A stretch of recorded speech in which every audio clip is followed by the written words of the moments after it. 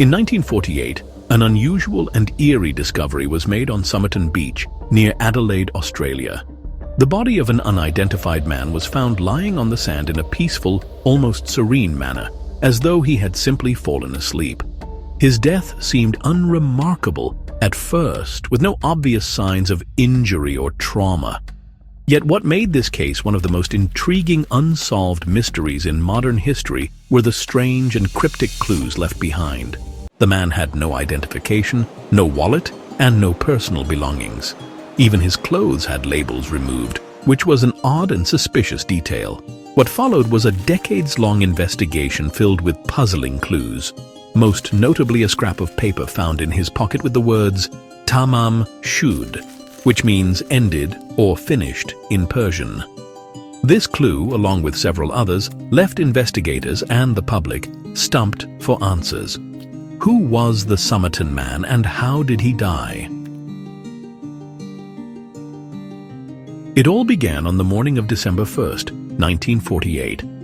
A local man named John Lyons was walking along Somerton Beach when he stumbled upon a body lying in the sand. The man was well dressed, wearing a suit and tie, but appeared to have died unexpectedly. There were no visible injuries or signs of violence. His face was calm, and his body was positioned as if he had fallen asleep. But what truly puzzled investigators was the lack of any identification on the man. His clothing was formal, but there were no tags or labels to indicate where they came from. Police quickly realized that they were dealing with a mystery. Toxicology tests were conducted, but there was no sign of any obvious poison or cause of death.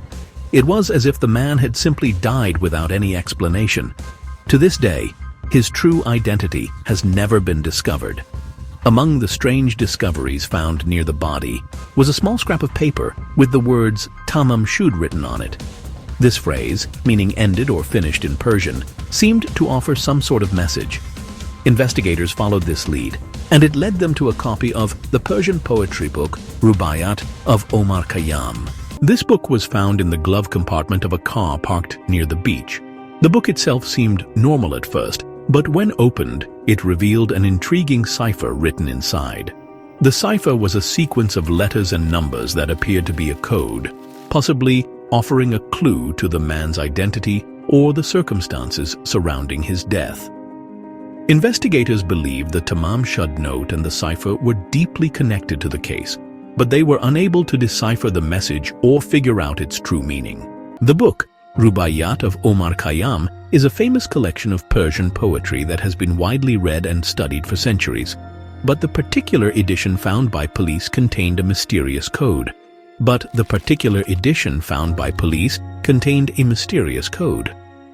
The cipher inside seemed like it could be a hidden message, but despite the best efforts of cryptographers and experts, no one could crack the code.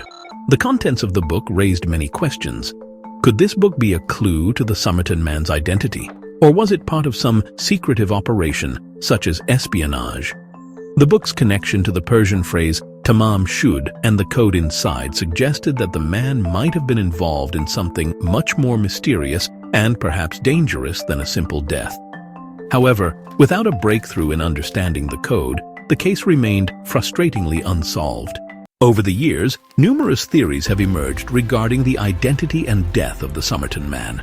Some believe the man was a spy, possibly involved in espionage during the Cold War.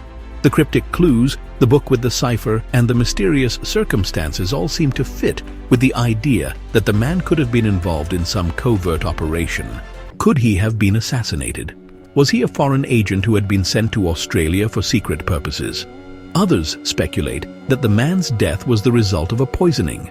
There were no visible signs of poison in his body, but the possibility of a slow-acting toxin or a drug that left no traces has not been ruled out.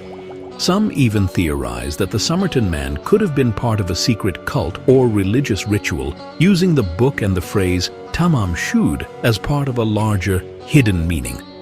Despite these ideas, no theory has been proven, and the case remains one of the most perplexing mysteries in criminal history.